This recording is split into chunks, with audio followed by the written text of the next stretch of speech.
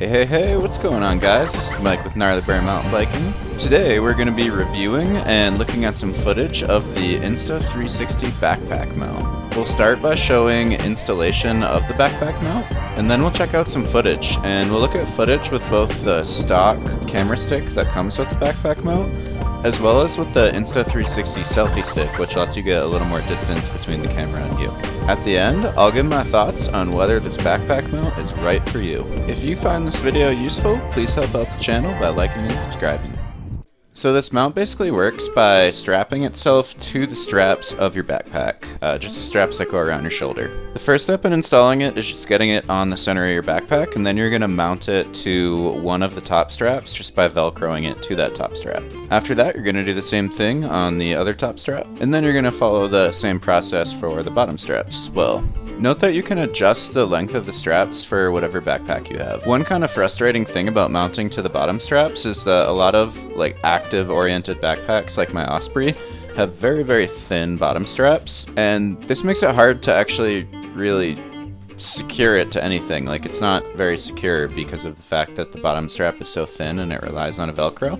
One thing I think that would make the design of this better is if the bottom straps were removed and instead the bottom strap simply wrapped itself around the backpack. Once the backpack mount is on the backpack, you simply screw in the camera stick and then screw your camera onto the camera stick.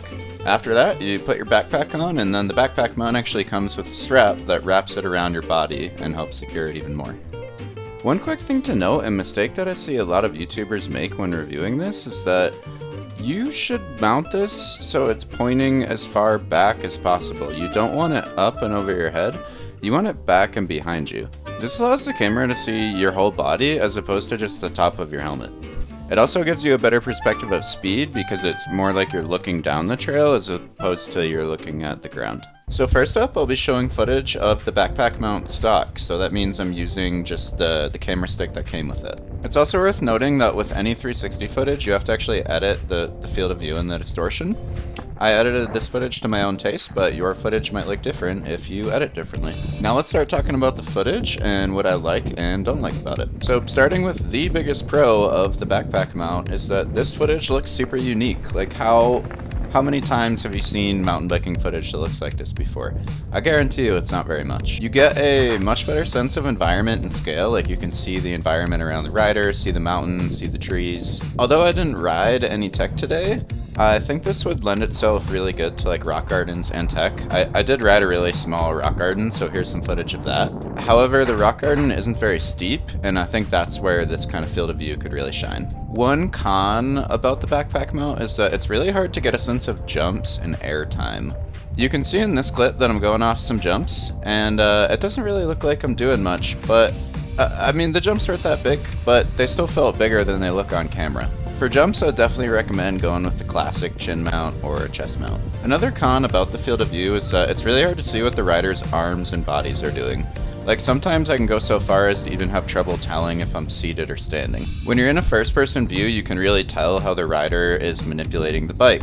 When they're cornering, how much are they leaning the bike? Are they leaning forward? Are they leaning backwards?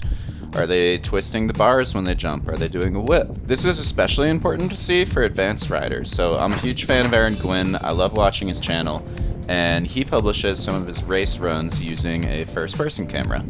And I really like watching that footage because I can see what he's doing with his body and kind of learn from him. Anyways, I've kind of covered the pros and cons of how I feel about the camera angle. Let's talk about the actual build quality, design quality, and construction of the product. So to start things off, this thing is built like a truck. It is, I don't quite know the material of the metal mount, but it is heavy, it is durable. All the straps seem very durable. I don't think this product is breaking. I think my backpack would break before this thing breaks. One of the cons about the build quality though is that because of how durable it is, this thing is heavy. I feel like they could have made it out of plastic and made it a lot lighter without sacrificing much durability. Because if you're falling on this thing, you have a lot bigger problems than your camera mount, you know? I'm not a huge fan of the design of this either. It can be kind of a pain to mount, and I don't really want to keep it on my backpack either because it makes accessing things inside difficult. Like I said earlier, what I would change about the mounting process is remove the bottom two straps that attach towards your hip and just wrap them around the backpack and secure it to the backpack itself instead. Because of the design, when you start using the longer selfie stick, which is what I'm using in this video now, so this is like the collapsible Insta360 stick, it flops around quite a lot. And it's very sensitive, like it can get stuck on one side and I'll have to like whip my body to get it going the other side. That being said, this is really the only major well-built offering on the market for like a third-person 360 camera mount. It's built like a truck and it provides a unique field of view that you really can't get anywhere else. I can't really say whether I'd like highly recommend this product or not. I think it's dependent on how much you like the field of view. If you really want the field of view, then this product works. You can see it in this video that it works, and it provides pretty good looking third-person mountain biking footage. So if that's something you're interested in, then yeah, you should absolutely buy this product. If you're on the fence, then you might want to weigh the pros and cons of the design and whether you want to put up with the hassle of mounting this to decide whether or not you want to buy it. If you made it this far, thank you so much for watching. If you found this video helpful, please help me out by liking the video and subscribing to the channel. If you have any questions, let me know in the comments and I will get back to you. Peace.